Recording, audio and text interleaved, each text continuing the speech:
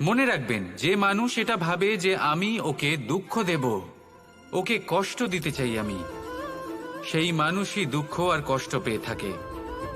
যদি সেই জায়গায় আপনি এটা ভাবেন যে আমি কাউকে সুখী করে তুলতে চাই, কাউকে সুখ প্রদান করতে চাই, তাহলে তারও বীজ আপনার মনেই রোপণ হবে, বৃক্ষে পরিণত হবে, যার ফলও আপনিই পাবেন।